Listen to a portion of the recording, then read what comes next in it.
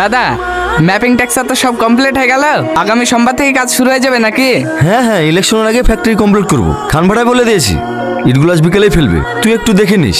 ঠিক আছে দাদা। এই রাজু। হ্যাঁ বলো দাদা। বিরোধী দলের নেতা শুভেন্দু একটু বেশি মাতব্বরি করছে। রিয়াজকে বলিস তো ওকে 2 মাসের জন্য বেড রেস্টে পাঠিয়ে দিতে।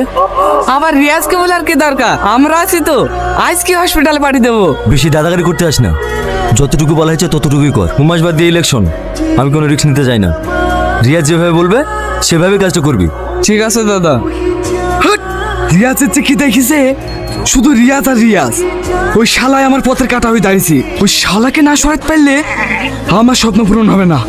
ছাড়ো দাদা, চলো একটু বাগান বাড়ি থেকে ঘুরে আসি। হলুদ জামা পরে ওই মালটা কি রে? ওর দিকে তাকায় না দাদা, ওটা রিয়াজের আইটেম। রিয়াজের আইটেম? শালার পছন্দ আছে তো।